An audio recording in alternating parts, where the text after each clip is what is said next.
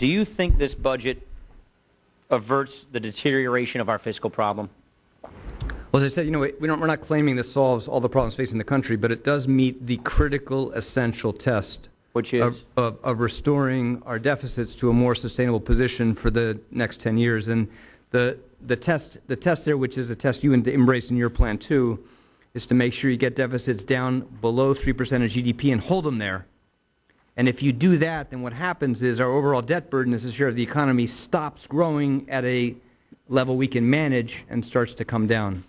So we meet that test, and we help lower the trajectory of cost growth in the outer decades that comes from millions of Americans retiring, but we still would face, even with this framework, more work to do on that long-term demographic challenge. Well, bring up slide 13, because I just don't see the rhetoric matching the results. And I'm looking out of your budget, page 58 in Analytical Perspectives.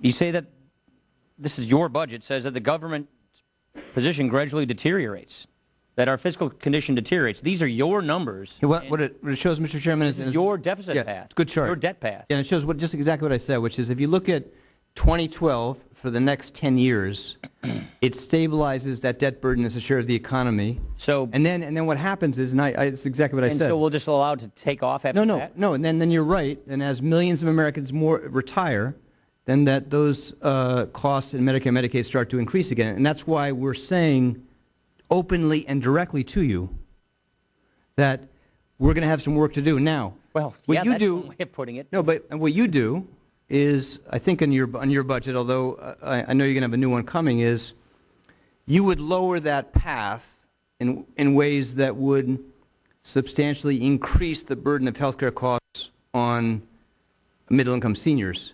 And although we agree with you, we're going to have more work to do, but we're not going to adopt an approach that would undermine that basic benefit. Go ahead and show slide 8, if you can. So you brought it up.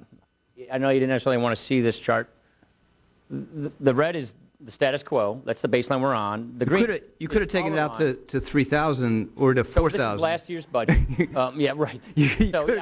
We cut it off at the end of the century because the economy, according to CBO, shuts down in 2027 on this path. But I'm glad you. I like that chart. I saw this chart yesterday. But if you look at you're talking about I think more than half a century going out. But if you look at the gap between us, I understand the gap between 10 and 20. It's a pretty small gap. And that gap, though, that 10 to 20 gap, which is all we're debating today, is a gap where you're achieving that slightly diminished path. Here's the point, if you can let me, because this is your time, so it'll just take a long time. Okay. Here's the point. Leaders are supposed to fix problems. We have a $99.4 trillion unfunded liability. Our government is making promises to Americans that it has no way of accounting for them. And so you're saying, yeah, we're stabilizing it, but we're not fixing it in the long run. That means we're just going to keep lying to people. We're going to keep all these empty promises going. And so what we're saying is, in order to avert a debt crisis, I mean, you're the Treasury Secretary of all. If we can't make good on our bonds in the future, who's going to invest in our country?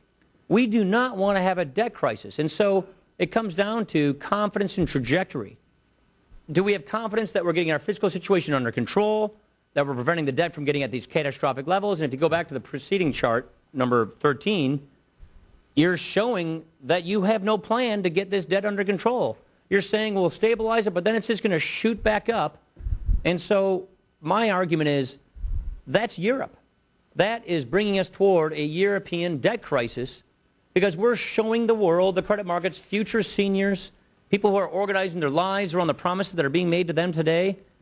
We don't have a plan to make good on this. And Mr. Chairman, as I said, I don't. Maybe we're not disagreeing in the sense that I made it absolutely clear that what our budget does is get our deficits down to a sustainable path over the budget, take back off. over the budget window. And why? Let's talk to why do they take off again?